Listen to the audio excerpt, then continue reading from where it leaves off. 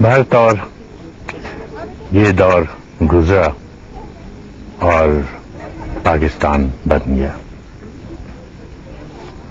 پھر اسکول سے نکل کے کالج میں آئے، ایڈورڈس کالج میں داخلہ لیا.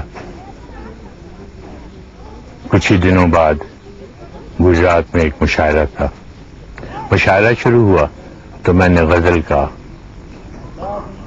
حصہ، غزل کے مقابلے میں حصہ لینا مناسب نہ سمجھا، اور میں نے سیکٹری کو کہہ دیا کہ بھائی میں صرف نظم میں شرکت کروں گا، نظم کے مقابلے میں.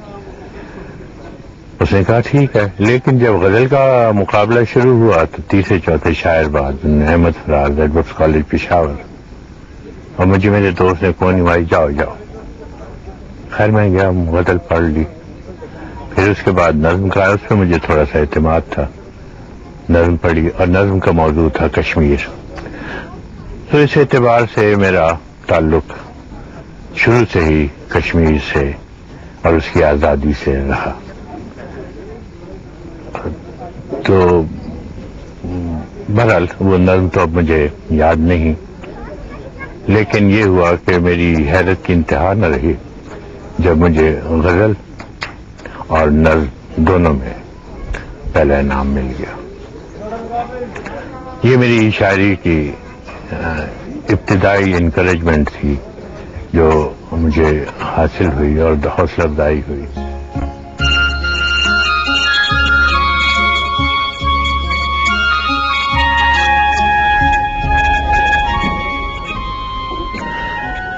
زندگی کی کرشمہ سازیاں بھی عجیب ہوتی ہیں. انسان خواب کچھ دیکھتا ہے، تعبیریں خوش نکلتی ہیں. مجھے بھی شروع میں پائلٹ بننے کا شوق تھا، اس لیے میں نے ایک شخص کو دیکھا پاکستانی پائلٹ کی یونیفارم میں، مجھے بہت اچھا لگا. تو میں نے سوچا میں پائلٹ بنوں گا. جب میں فرسٹ ایئر میں پہنچا تو میں نے بھی جی ڈی پائلٹ کے لیے اپلائی کر دیا. انٹرویو ہوا، اس میں سلیکٹ ہوا. پھر میڈیکل بھی ہو گیا ٹھیک ٹھاک. پھر مجھے بلاوا آ گیا. ان دنوں میرے بڑے بھائی نے آرمی جوائن کر لی تھی، تو میری والدہ کو ایک طرح کی پریشانی ہوئی کہ ایک بیٹا فوج میں چلا گیا، دوسرا ایئر فورس میں جا رہا ہے. تو وہ ظاہر ہے بہت اداس اور غمگین ہو گئی. بلکہ یہاں تک کہ جب بلاوے کی کال آئی تو انہوں نے میرے کاغذات پھاڑ دیے، اور بعد میں مجھے بتایا کہ بیٹا تم نے وہاں نہیں جانا. والدین کی سوچ اپنی جگہ ہوتی ہے، خاص طور پہ ماؤں کی. مجھے بہت دکھ ہوا کیونکہ پائلٹ بننا میرے خواب تھا. لیکن شاید ان کی نظریں دور تک دیکھتی ہیں. میرے بیچ کے جتنے بھی اسٹوڈنٹ پائلٹ بنے تھے وہ یا تو ٹریننگ کے زمانے میں یا بعد میں اس دنیا سے رخصت ہو گئے، موسٹلی کریشز میں. بہرطور شاید شاعری کرنی تھی اور زندہ رہنا تھا، تو اس کے بعد میں لکھنے پڑھنے کی طرف زیادہ متوجہ ہو گیا. ایم اے کرنے کے بعد لیکچرر ہو گیا. اسی دوران ایک دو کتابوں کو انعام ملے. میری کتاب دردہ شوب بہت پاپولر ہوئی، بلکہ کئی لوگوں نے، اہل دل نے اور محبت کرنے والے نوجوانوں نے تو اسے محبت کی انجیل کہا. کہ خدا جھومتا بادل نہ سہی، آگ ہی اب سرے گلزار تمنا برسا. اپنی قسمت کے گھٹاؤں میں بھی جلتے ہیں فراز، اپنی قسمت کے گھٹاؤں میں بھی جلتے ہیں فراز، اور جہاں وہ ہے وہاں ابر کا سایہ برسا.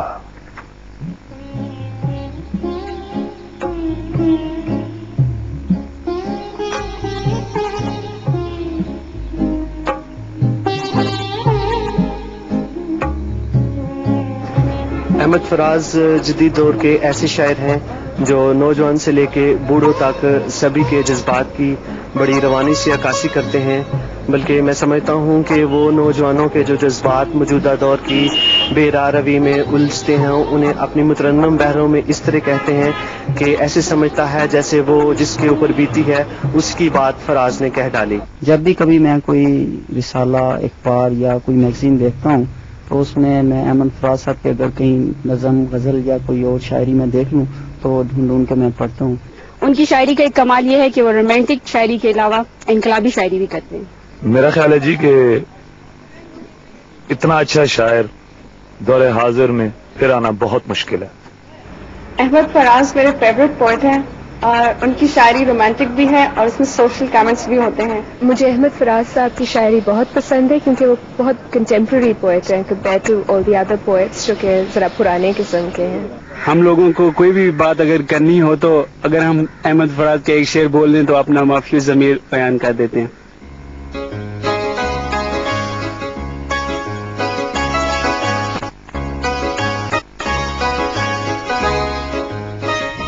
شاعری میں حید کی یا فارم کی بڑی اہمیت ہوتی ہے. بعض لوگ سمجھتے ہیں کہ غزل میں وہ بہتر اپنے آپ کو اپنے جذبات کا اظہار کر سکتے ہیں. بعض نظم کو اپنا فارم آف ایکسپریشن سمجھتے ہیں موضوع. میرے لیے یہ کبھی کوئی مسئلہ نہیں رہا. مجھے ربائی کہنی ہو، غزل کہنی ہو، نظم کہنی ہو، مجھے فارم نے کبھی تنگ نہیں کیا اور نہ ہی میں نے کوئی ارادتاً ایسا کیا کہ آج مجھے نظم کہنی ہے. کسی ٹائم ٹیبل کے حساب سے میں نے نہیں پڑھی کوئی چیز. جس موضوع نے مجھے انسپائر کیا وہ اپنے ساتھ ہی اپنی فارم بھی لاتا ہے. بعض میں سے ایسے ہوتے ہیں کہ وہ غزل کے ہوتے ہوئے بھی نظم کے لگتے ہیں اور بعض ایسی لائنیں ہوتی ہیں جو نظم کی ہوتے ہوئے بھی غزل معلوم ہوتی ہیں. اس لیے میری ہر کتاب میں جہاں نظمیں ہیں وہاں غزلیں ہیں اور میں نہیں سمجھتا کہ فارم راستے میں کوئی بندش یا دیوار کھڑا کرتی ہے. احمد فراز صاحب کے بارے میں تو میں اتنا ہی کہوں گا کہ میرے دل کی بات زبان پر لانے میں ان کا بڑا ہاتھ ہے. احمد فراز ہر نوع کا شاعر ہے. اس نے انقلابی، رومانوی، فطری ہر طرح کی شاعری کی. اصناف سخن کی شاعری کے تمام اصناف سخن میں احمد فراز کی اہمیت بہت زیادہ ہے اور اس وقت کے غزل گو شعراء میں وہ سب سے منفرد نظر آتے ہیں. بہت کم ایسے شاعر ملیں گے جن کی شاعری اپنی روایت، اپنی تہذیب اور ثقافت کے ساتھ جڑی ہوئی ہے. تو احمد فراز بھی ان چند شعراء میں سے ہیں جن کی شاعری اپنی روایت اور ثقافت کے ساتھ جڑی ہوئی ہے. احمد فراز صاحب کی شاعری بہت ڈائریکٹ ہوتی ہے، بہت نیچرل ہے، پڑھتے ہی ایک دم دل پہ اثر کرتی ہے. اپنی سب کتابوں میں مجھے نایاب عزیز ہے بعض نظمیں، خاص طور پر کشن بی بی، چلو اس بت کو بھی رو لیں اور اس طرح کی دو چار اور نظمیں اور غزلیں مجھے بے حد پسند تھیں. پھر سلسلہ چل نکلا. 71 کی جنگ ہوئی تو جو میں نے ترانے اور نظمیں، قومی نظمیں لکھی تھیں وہ شب خون کے نام سے شائع ہوئیں. پھر کچھ پلیز میں نے لکھے تھے ریڈیو کے زمانے میں، ان میں سے 4 پلیز میں نے منظوم ڈرامے وہ میں نے سلیکٹ کیے اور میرے خواب ریزہ ریزہ کے نام سے شائع ہوئے.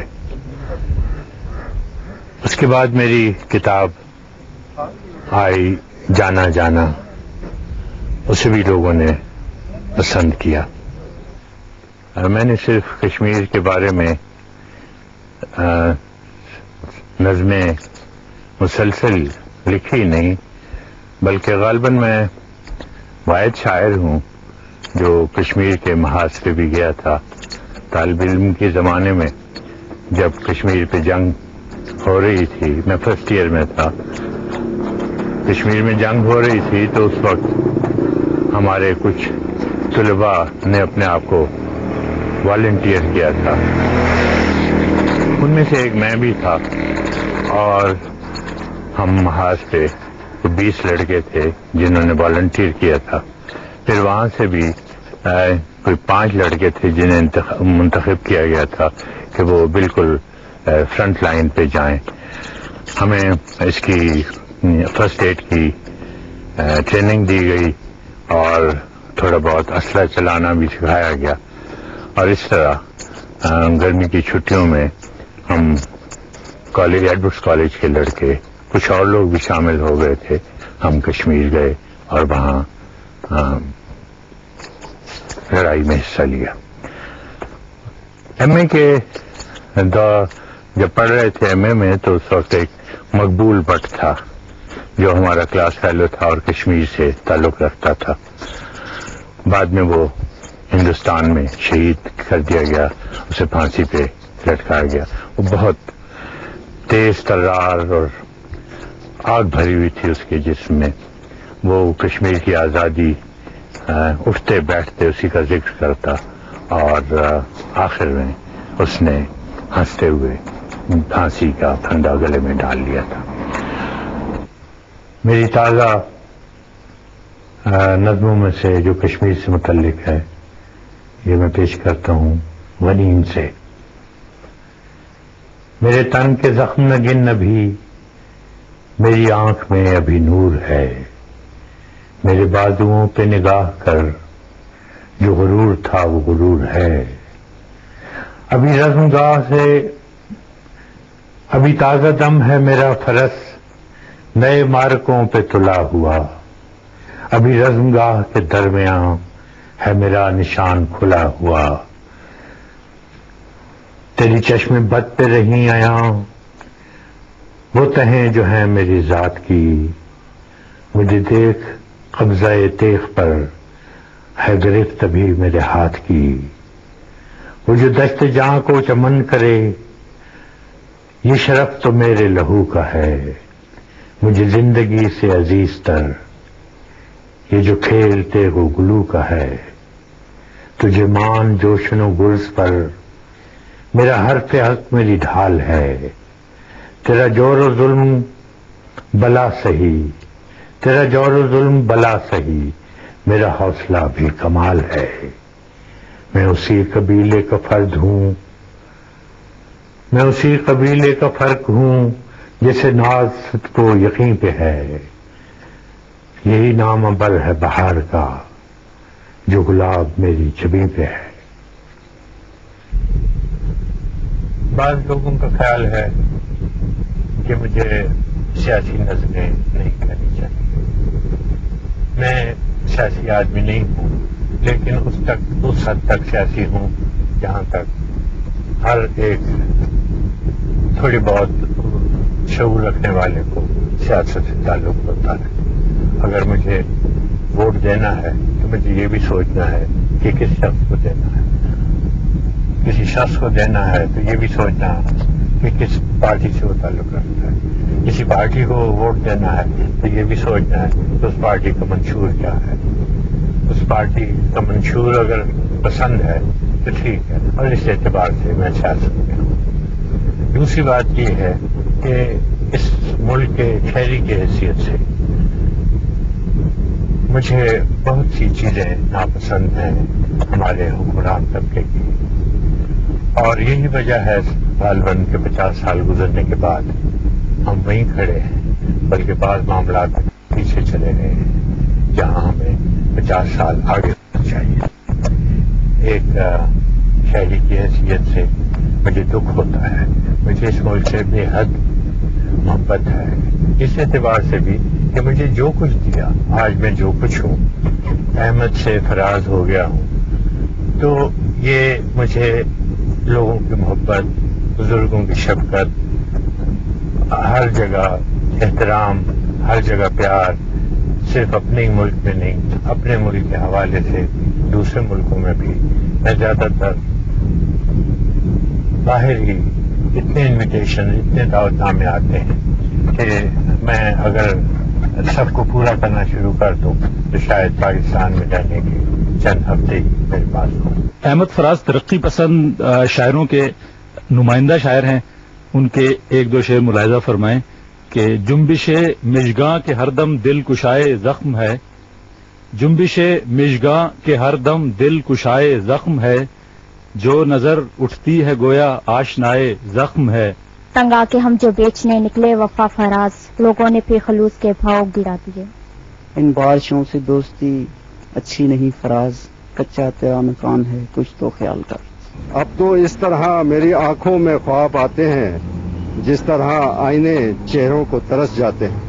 میرے شعری سفر میں کچھ لوگوں نے مجھے بے حد متاثر کیا اور بے حد مجھے شفقت دی۔ ان میں قاسمی صاحب کا نام سر فہرست ہے۔ قاسمی صاحب نے، احمد ندیم قاسمی صاحب نے ان دنوں میری تخلیقات شائع کی جبکہ بڑے بڑے سینئر لوگ نقوش میں یا بعد میں فنون میں چھپنے کو بہت بڑا اعزاز سمجھتے تھے، اور اس حوصلہ افزائی نے مجھے بہت انکریج کیا۔ یہی زمانہ تھا جب میں نے لندن میں فیض صاحب کے ساتھ ایک جگہ کچھ عرصہ گزارا۔ فیض صاحب کی شخصیت بہت ہی ملائم شخصیت تھی، ایک پڑھا لکھا شخص جسے کبھی غصہ نہ آئے، جو ہر موضوع پہ گفتگو کرے، ان سے اختلاف بھی کرے تو بہت مسکراتے ہوئے لہجے میں ہاں بھائی ایسا بھی ہو سکتا ہے کہہ کے۔ بہرحال میری زندگی میں فیض صاحب اور قاسمی صاحب کا میری زندگی، شعری زندگی کو شیپ دینے میں، بلکہ بعض زندگی کے دوسرے مسائل پر بھی انہوں نے میری حوصلہ افزائی بھی کی اور رہنمائی بھی کی۔ فراز صاحب کے بارے میں کچھ کہنا تو یہی کافی ہے کہ وہ احمد فراز ہیں، اس کے علاوہ ان کی شاعری جو ہے اس میں بے ساختگی ہے، اور جن ٹاپکس کے اوپر وہ زیادہ شاعری کرتے ہیں وہ ایک عام آدمی کے دل تک پہنچتی ہے۔ آج کل کی یوتھ ان کی بات بہت سنتی ہے، تو میں چاہوں گی آج کل وہ رومانٹسزم سے ہٹ کے تھوڑا آج کل کے ایٹماسفیئر کو دیکھ کے، آج کل کے حالات کو دیکھ کے کچھ ایسے شعر کہیں کہ ہم جیسی نسل ان کی بات سن سکے اور سمجھ سکے۔ یوتھ کو ہمارے انسپائر کرنا چاہیے اور ایسی پوئٹری لکھیں کیونکہ وہ اتنے اچھے شاعر ہیں، تو ہی should not waste himself. We need poets like this, we need intellectuals at the moment to move us forward. بعض لوگ کہتے ہیں جو دوست بھی ہیں، خیر خواہ بھی ہیں، اور کوئی توقع بھی مجھ سے رکھتے ہیں، وہ کہتے ہیں کہ میں نوجوانوں کو کوئی ایسا پیغام دوں کہ وہ اس ملک کے لیے بہتر مستقبل کے معمار ثابت ہوں۔ پہلی بات تو یہ ہے کہ بنیادی طور پہ میں شاعر ہوں، نہ ناصح، نہ فقیہ، نہ محتسب، نہ مولوی۔ شاعر تو شعر کہتا ہے، اور اگر وہ اس سے انسپائر ہوتے ہیں تو بہت اس کی افادیت ہے، اس کی شاعری کی بھی، اور اس کا بھی ایک کارنامہ ہے، لیکن ہمارے ہاں ضروری نہیں ہوتا اور کہیں بھی کہ شاعر ایک ناصح بن جائے، ایک مبلغ بن جائے، ایک واعظ ہو جائے۔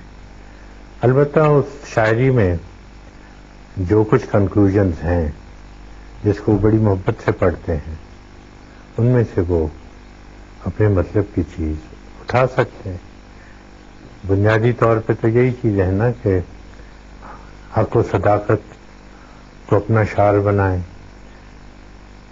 انسان کی تکریم کریں، ان میں مساوات کا جذبہ ہونا چاہیے، علم سے لگاؤ رکھیں، اور اپنے وطن کے مستقبل کے لیے चाहे वो तिनके बराबर अपना कंट्रीब्यूशन कर सके तो ये बहुत बड़ा काम होगा।